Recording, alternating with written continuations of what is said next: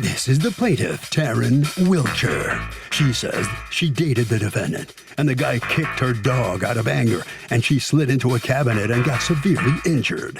The coward then took off and moved back to Oklahoma, and he refuses to pay for the vet bills. He also slandered her on social media, and she's here seeking the $5,000 she's most definitely owed.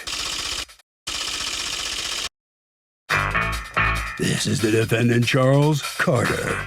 He says the dog snapped at his foot, so he grabbed her by the scruff of her neck and slid her across the floor into a kitchen cabinet. He admits he may have used too much force. The plaintiff kicked him out, and the vet bill was paid for with their joint account, so he owes nothing. He's accused of losing it. All parties, please raise your right hand. People's Court is now in session. The Honorable Judge Marilyn Milian is now presiding. Litigants have been sworn, Your Honor. Thank you, Douglas. You're welcome. Ms. Wilcher, you are suing Mr. Carter for $5,000 in vet bills. Tell me what happened.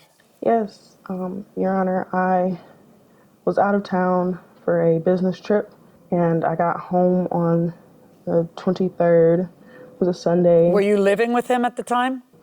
Yes, he was staying at my house. All right, so go on. So I got home on a Sunday to the dog being injured. I didn't know how severe the injuries were. He didn't make that clear. Well, what had happened? That day that we have two dogs, Diego and Liney, and Diego came to greet me, and I went to greet Liney, and he told me that, oh, she's not gonna come out. She got in trouble. She peed on the carpet, and he told me that he kicked her and that he threw her into the kitchen. And I was like, okay, immediately I was like, that's kind of extra. But I kind of just left. Yeah. It's criminal, and it's something to be arrested for. Cruelty to animals. That's very true. And my mom But you didn't made that call the very police, clear to did me. you?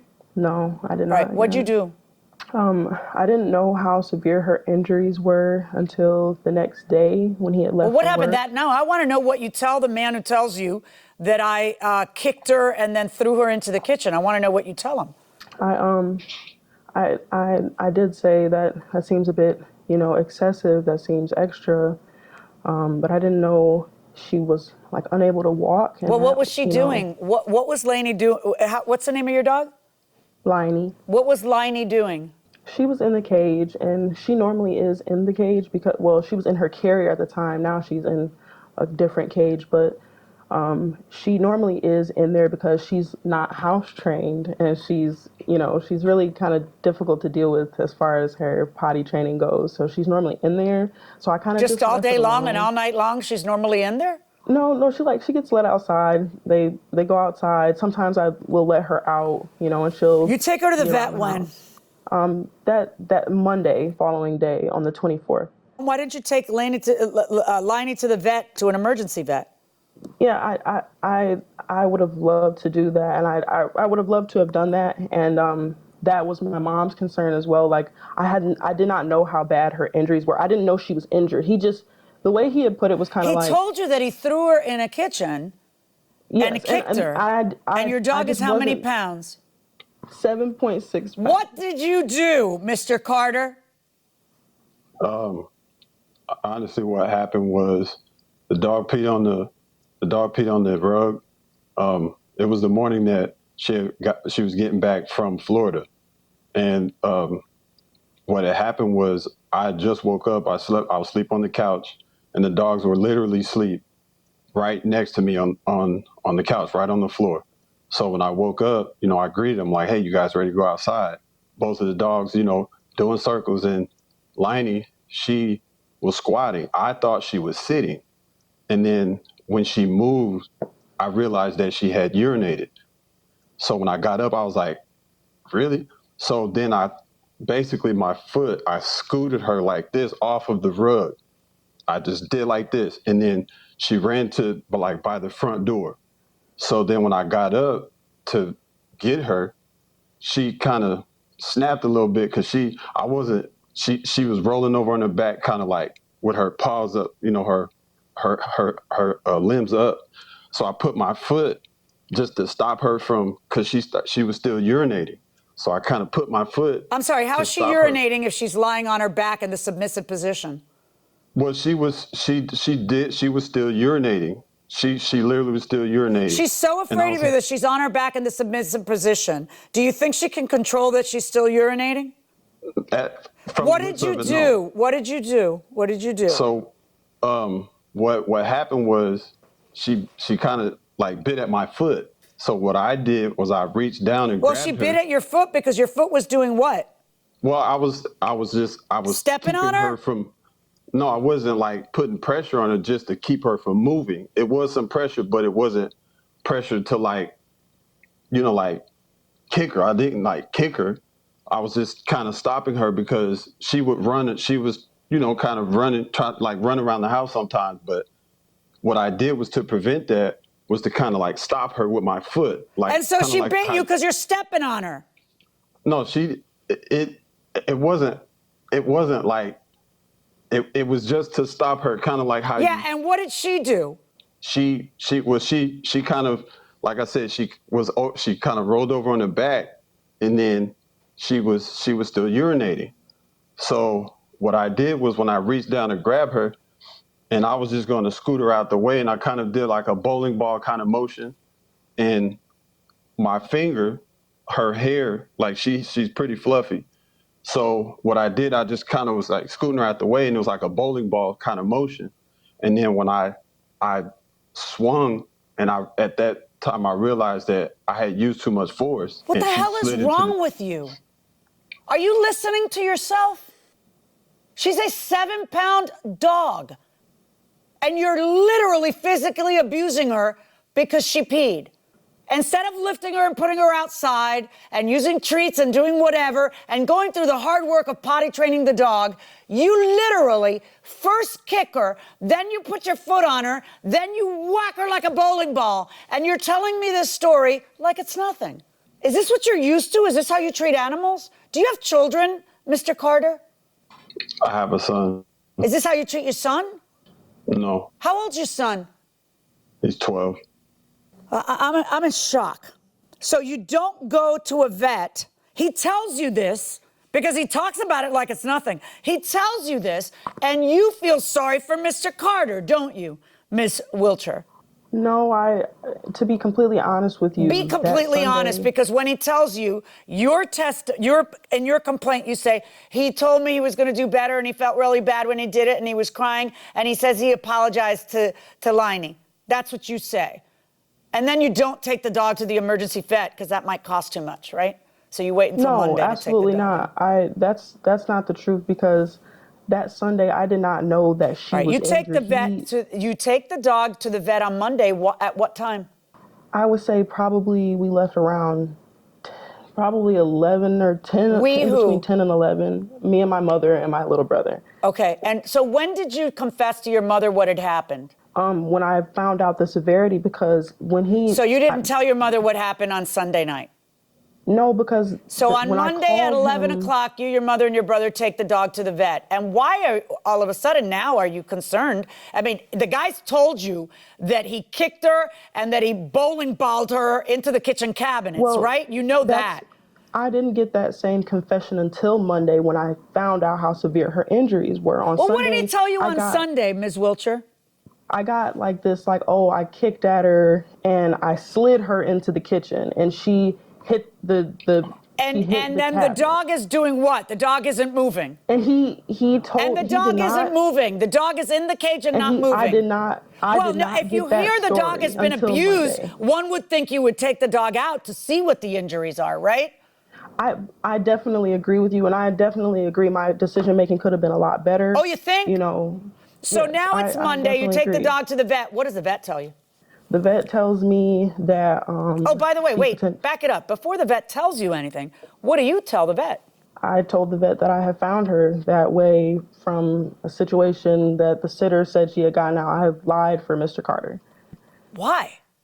I will say, Your Honor, I was poor decision making all around. I really felt like So you at this protected point- him and lied to Yeah. the vet and said, I don't know what happened to her. Instead of giving the vet the full facts that might allow the vet to actually serve her interests, Liney's interests. So you tell the vet, I don't know what happened. Here she is. She's broken. And then what does the vet tell you is wrong with Liney? A disc had been inflamed and was touching another disc, and that she potentially would never walk again. I told him on my way home that I definitely needed to have a conversation with him, because at that point I really did have an outside opinion, which was my mother, and she had the same reaction as you, and I definitely agree that my concern should have been primarily my dog's interest and not at all this man.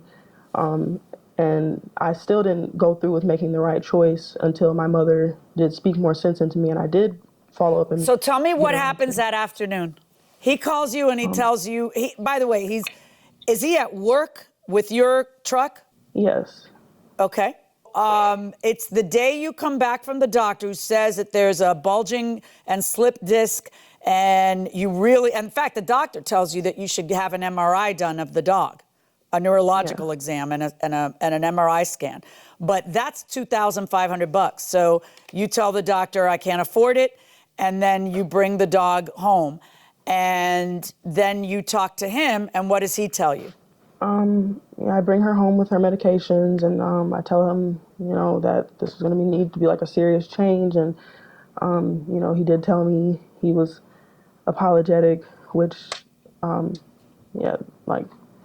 but that he would do all that he could to help get that money situated and, repent and make up for what had happened. Okay. And I bought into that, I guess. Okay. And after work, he tells me he's going to go hang out with his coworkers, and I just wasn't standing for it. And so I went and got my truck. So wait, so he was going to leave you nursing Liney while he went out with his coworkers? Yes. And you told him what? I was like, well, then I guess, not in my truck. I guess you can bring my truck home and find a way to do that. And he said? He was like, I'm not asking. So I went and got my truck and told him. He said, I'm not asking? Yeah. Okay. And he tells you this isn't a big deal, right? Yeah. And I'm explaining to him that's we just talked about this yesterday. We were going to do what we can to take care of this dog. She has 3 different medications. You could help me with that. I have to carry her outside, Because she can't walk. Because she can't But walk. he says it's not a big deal, right? He's no, it's fine. I'm just going to hang out. And I got news for you, Mr. Carter. It's a big deal. So explain to me how you injure this dog who now requires 24/7 care, and then you tell her you're going out with your friends in her truck and you're not asking and it's not a big deal. Tell me all about it. Well, the situation about the truck that led up, it wasn't about the dog. What the situation was about. Do you hear me? I had a I'm asking you conversation. how you think it's appropriate to leave her without a car while you go out with friends, and she's got to use a sling to take the dog that you battered outside. You don't think that's a big deal? Well, I'm not saying that it's not. Well, you did because tell her it's not a big deal. That's exactly what you said to her. No, that's not true. Because the conversation that we had was not about Liney. The conversation that we had was about me telling her, I was letting her know, I was like, hey, after work, I'm gonna go hang out with the guys for a couple hours and I'll be home. Because what we had discussed was about our business. So it was nothing about the dog. The situation with the dog, we had already discussed. And so you don't think you need to be home to help nurse the dog? No, I did. So what'd you do to get your truck, Ms. Wilcher? Tell me what you did. I called the 2 most reliable people in my life, my mom and my dad, and they drove me up there to get my truck. And my mom told him she was going to make a police report, and that's why I think he never came home after that. He left all of his stuff here. And well, that and your mother told him, don't you dare go back to that place, right? Kind of, she didn't necessarily say that, she just told him, like, look, you have two options. She was like, you can give her her truck, or either way, you can give her a truck, but I am making a police report. About the truck? About the dog. About the dog. So did your mother ever make the police report? We're working on it. Our No, police then the department answer is is no, you didn't. So Yeah. then what happens? He doesn't come home, but you expect him to come home?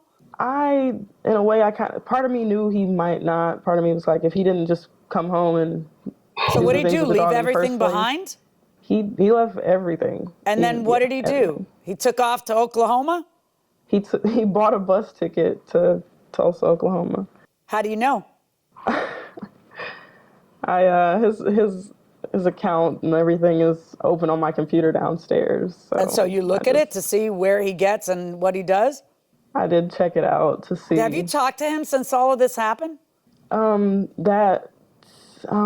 Yes, we did talk on the phone with a brother from a congregation. He orchestrated a call between us, and we Okay. did talk. But other than that, he said that I blocked his number and blocked him on everything, and he said he tried to reach out to me, but he never did, other than to ask me for a picture of his social security card that he left. And you sent that to him? No, I did not. Oh, okay. Ms. Wilcher, I see the $600 for the vet. You are suing for $500 for medications. Tell me about that. Yes, so the medications, the initial bill was $597, and I do need to re-up on her medications, which I think will probably. But do you have any? be- No, I need to have some evidence of that. Okay, I didn't submit that. So, All right. Yeah. You're suing for the amount for an MRI. How is the dog doing now? She's actually, thank God, a lot better. She still doesn't walk properly, but she is getting around a lot better. And you're suing for future surgery, but you don't have any indication of what that would be and if it's even necessary. That's because you haven't done the suppose MRI and nobody's told you surgery is going to happen. Well, And it's actually. where do you get the figure 1,200? That's in the report that the vet has. It says that the MRI will cost $2,500. That I see. And I'm not exactly sure what line it Yeah, is, you but it can't- does say that. It does say what? That surgery's 1,200? No, it just says that she most likely will end up needing Right, surgery. but where do you get your figures? Because you haven't taken the dog to an MRI and you haven't, so you don't know if this stuff, we know the MRI is necessary because this vet said this dog should really have an MRI, but we don't know if surgery is necessary because the MRI hasn't happened yet, right? Okay. And Yeah. then the doggy diapers, $200. Do you have receipts for doggy diapers? That would be something I would have to get from my mom, and I'm not sure if she has that available, so I wouldn't be able to get Okay. Mr. Carter, why did you leave to Oklahoma? To get out of the left- jurisdiction because mom said she was filing a police report? Not that wasn't. It had some part reason why, because Taryn and I we purchased a house together, and when she said that, then she also said, well, now I'm stepping in and, your relationship is done. Mom said And that. she's like, the mother said that. And she's like, oh, well, I gave you this much time to take care of my daughter, all this. Now I'm stepping in. And I'm looking at her like, we could have talked about this. We who? Regardless of Taryn and You and did myself. talk about it with her. You decided to go to happy hour with your friends in her truck instead of coming home and taking care of the dog. You did talk about it. It didn't go so well. That's why she went to pick up her, and you weren't asking either. And that's why she got her parents involved and got the self-respect to get her truck back from you. So you leave town, and by the way, have you paid a penny towards the care of this dog? Well, the $600 was a cash savings that we both contributed to. How much did you contribute and how much did she contribute? I can't give an exact number. Would you it was- evenly contribute to that account, Ms. Wilcher? I would say I contributed far more to that account than Mr. Carter did. But it was a joint account in both your names? It was literally a little treasure box that I put money into. Oh, you literally mean a box. Yes, a little box that I put physical cash into. Okay, and would he ever put cash into it? Hardly. How much money did he put into it, and how much money did you put into it? I would say percentage-wise, Yeah. I would probably put 90, if not more. Mr. Carter, can I ask you a 10%. question? Have you learned anything? Because you're snickering when Yeah, I have learned. I have learned. What did you learn? I've learned to basically control my physical reactions to things. I've learned how to maybe in the situations where it may not be the best outcome to deal with it better than what I have. How and in no long way, were you shape, or with form him, I'm Ms. saying I'm- Wiltshire? We were together for about 2.5 years. Did he ever strike you? No. Did he ever lose his temper? Yes. Well, I don't mean just yell, though. I mean, did he ever hit anything, hit you, damage anything, strike out in any way? In small ways. What are But small it was never ways? anything. He might like slap a wall or something. Okay. So that was about it. Okie dokie. I have proof by way of the veterinary reports that $600 was expended on the dog. I also have proof that the veterinarian is recommending an MRI. I am ordering you, Mr. Carter. Those are the things I have proof of. The things I don't have proof of, try as I may want to award you. I don't award things without proof. So I am ordering you, Mr. Carter, to pay the plaintiff $3,100, the $600 plus the MRI for the dog. Ms. Wiltshire, I asked Mr. Carter if he learned something. Have you learned anything? Yes, I have. What have you learned? I learned that I definitely have to look at the bigger picture and step outside of myself. And I can't stand up for somebody when they are in the wrong and not willing to take responsibility themselves for what they've done. I hope that you treat not just yourself, but those that are depending on you, whether they are pets or children, with a little more respect. Yes, Your Honor. Verdicts for the plaintiff, $3,100. Mr. Carter, that's $3,100 she's ordered you to pay. What are your thoughts about that? Well, in the end, like I said, I admitted to my fault. I even, talked to her and told her that that's what I would do, and we were going to do that together. It's just a unfortunate situation where we had to separate. Like I said, I still have love for her family, and the judge ruled and judged correctly. Well, the judge has ruled, and there are dog owners all across the country very angry at you for what they have heard. I hope you won't take your anger out on a puppy dog in the future, that you've learned something from that. You think you have? Definitely I have. I definitely have. And do you think it's all over between the two of you? I can't say. I mean, from the looks of it, I don't know. Kind of looks like it. Couldn't tell you. All right. Well, thank you very much. $3,100. That's the judgment against you, Ms. Wiltshire. How do you feel about the outcome? $3,100. You okay with that? It's a help, right? I would definitely. Definitely being away from that kind of spirit has allowed me a certain kind of peace. But also my dog, she's doing a lot better. She runs and chases the other dog slowly, but I'm thankful and calm because she's unbothered by the situation. So I'm happy with the outcome, so I can hopefully get her back to full speed. The big question is, will you use that money to get the dog an MRI from the Absolutely. Yes, definitely. I definitely want to see her proper. Hopefully afterwards the surgery isn't too pricey so that it can just be something that I can get done and she can be healing and recovering. Well, let's wish you luck and wish your puppy luck, okay? Thank you very much. All right. Harvey? I just wish the plaintiff would have asked for punitive damages here, because you are allowed punitive damages if you can prove fraud, oppression, or malice. And if this ain't malice, I don't know what is.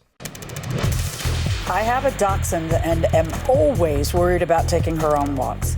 How do you protect your dog from an unleashed dog? There have been times when an unleashed big dog has charged towards my dog. If you have a dachshund and a dog is charging towards your dog, I guess you could bend down and pick it up because it probably weighs no more than a loaf of bread. They're pretty small dogs, right? But if you had a bigger dog, you've got bigger problems. If it's a small dog that's approaching and rushing towards you, picking up your dog is probably going to protect it if it's something you can pick up. If it's a big dog, you have to get a little more creative, I'd say. You have to think about. And you could potentially be attacked as well. Right. You can carry things with you that will protect you from a dog attack, and some people do. I mean, if you carry pepper spray, that'll probably in deter. those places where pepper spray is legal. Right. And in some or anyway. Yeah. Well, yeah, right. exactly. And you could carry a baton, a collapsible baton like the police use, and really whack an animal and deter it probably from hurting your animal. From hurting your animal, right? And in some neighborhoods, your dog is going to get shot if it's not on a leash and it's rushing towards another dog. I guarantee you that. And it will be a legal. It'll be a legal shooting. Chances are, right? Now, if you know that there's a dog in the neighborhood that's always getting out, then that dog is the threat. Then you call animal control over and over and over, and you make sure that something is done about that. I'm always nervous when I walk my dog. Be just aware. Right. I try to walk my dog at times when other people aren't walking their dogs, but be aware of your surroundings. Absolutely.